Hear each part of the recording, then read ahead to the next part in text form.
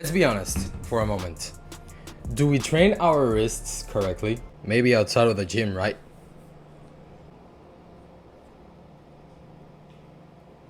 But the wrists are an amazing part of the body, which is actually composed of 2 to 3 times more muscles than the other part of your arm. And the good thing is that in this video, I'll be showing you the anatomy, the biomechanics, the planes of movement of this body part, and finally, the 4 exercises you only need based on the different movement patterns that our wrist joint does in par with our forearm muscles. So let's get like Popeye. So when I was on YouTube while eating my very high protein meal, not that very 40 grams, I realized that very interesting video, which was a tier list by this YouTuber, and it was about the best forearm exercises. And with my professional previous knowledge with anatomy of the body, of the forearms especially, I knew this was going to be a fun video to watch, and for this reason I decided to do this video because of the complexity of our wrists and how many muscles it actually has. Most people and even bodybuilders don't focus enough in this body part, as well as other ones like the adductors and even the abs for some. Let's talk pure anatomy. The muscles in our forearms are way more complex than our arms, and it is of course of the anatomy of it and also the biomechanics of our wrist joints, which composes of a total of 8 anterior, which is the front part of our forearm, and 11 posterior, which is the back part of our forearms, totally a number of 19 different forearm muscles, some in the superficial part of this and some of them in the deep part of our forearms. How do they move actually? Which are the planes of movement that I just mentioned? When it comes to the different movements of the forearms, they are very complex, as because you can do a type of movement that only can be done in 3 different joints in our human body, which is rotations, which is in the transversal plane of the anatomy plane. And the wrist can do this thanks to all the complex anatomy we saw before, of course. So this body part is used in all of the 3 planes of movement, like I just said, which is a sagittal plane, the frontal plane, and the transversal plane. So stay tuned so you can know which are the 4 best exercises depending on the planes of movement, so you have a full guide on how to grow your wrists and don't have any doubts and don't waste any of your time. Which are actually the 4 best exercises? Well, let me tell you actually a story. So when I started to train my wrists, it was like going to a lab, literally. Not literally. I don't know if a gym is a body lab. I don't know, you let me know. But I was doing different experiments of different exercises that exist to train all of our parts of our forearms. But of course, thanks to the existence of YouTube and the internet and some of the best fitness content creators out there, like worth shoutouts like Jeremy Ethier and Jeff Nippert, I know I have a better wisdom on how to train my wrists without junk sets and unnecessary exercises that are ineffective, waste your time, waste your energy, and may lead to an injury you don't want.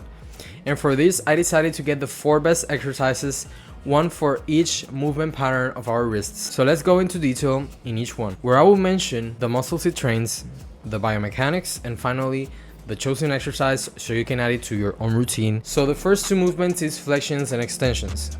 This is a movement pattern which is the same as we train our biceps and triceps. When we do elbow flexions, we train our biceps. When we do elbow extensions, we train our triceps. Just the difference is that it's the elbows who do that. But we are talking about the wrist joint, where our forearms come to play. So the wrist joint is more specialized to do other movements, of course, like I just mentioned before. But the first one is flexions and extensions, which we train them in the sagittal plane of the human anatomy plane, in a supinated hand position. And the best exercise for this movement, in my opinion, is wrist curls and wrist reverse curls. But not any type of curl. We need to do it in a way where we stretch maximally the forearm muscles to achieve greater gains based on current knowledge of extending and contracting your muscles in the proper way. But before going and showing you the exercise, what muscles does it train actually? Well, the ones that focus in these 2 movement patterns, listen closely.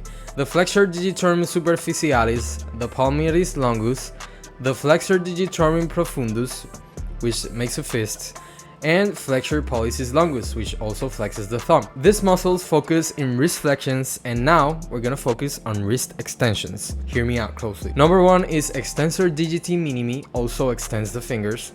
2 is the extensor digitorium, which plays the fingers outward. Number 3 is the extensor carpi radialis brevis, and number 4 is the extensor carpi radialis longus. now that you have a knowledge and now you know what muscles it trains, let me show you the best exercises, and it's the dumbbell and wrist flexions and extensions, as well as barbell flexions and extensions. This is because for these two exercises we can focus on doing them in the preacher curl bench, of course, where we can do a further extensions and contractions, which makes us have better gains in all of those 8 muscles. The third and fourth movement patterns are abductions and adductions. Maybe you know this movement pattern based in one of my most recent videos, which you should watch them. But of course, this movement pattern can be done in other joints in our body. And our wrist also take care of this movement thanks to in part with the following muscles that also do this movement. Number 1 is the extensor digitorium. Number 2 is the flexor carpi ulnaris. Number 3 is the extensor carpi radialis brevis. Number 4 is the flexor carpi radialis. 5 is the abductor pollicis longus, and finally the anconeus. So as you can see, these muscles do other movement patterns, and this is because we need to take account the position of our hands, and this way we do the abductions and abductions or flexions and extensions. And for this reason, one great exercise to do in this plane of movement is the dynamic suitcase carries, which you can do them with dumbbells for less difficulty, but later with a barbell to make it harder because of the torque in. This exercise should be done with a full range of motion, and of course by filling your wrist muscles with a mind to muscle connection. The 5th and 6th movement patterns are pronations and supinations. Here's where the magic of the hand position makes us gain more muscles in different areas of our body. Do you remember when you do back exercises, which based in our hand position we can focus more on our lats, or in the upper back, which my latest video shows you the best 5 exercises for your lats, which you should watch that too. But also, this hand position is thanks to other types of muscles that are also in our forearms, which is in the transverse plane of the human anatomy plane. So here is the muscles that does this special movement, which is rotations of the wrists. And number 1 is the pronator teres. Number 2 is the pronator quadratus. Number 3 is supinated muscle. Number 4 is the biceps brachii. And finally, the brachioradialis. As you can see, even the biceps also do some work for some types of movements. The type of exercise for this type of movement, which I'm going to show you right now, and is the dumbbell wrist rotations. So you want to focus also in the best range of motion you can capably achieve while doing this exercise. So this way you can achieve all the gains you want in your forearms, and actually you're not wasting your time. Lastly, how do we implement this exercises into your routine? You have a lot of options. In your upper body days, let's say you have 2 upper body sessions, then do 2 movements here, like extensions and flexions, and in the other upper body day, the other 2 movements, which can be abductions and adductions and supinations and pronations. You can do a superset of each movement pattern back and forth, so this way it feels more easy and you don't waste time. If you don't want to have delayed soreness of your wrist in other sessions where you need your forearm strength in exercises like the deadlifts, another great way is to add it to a dedicated forearm session.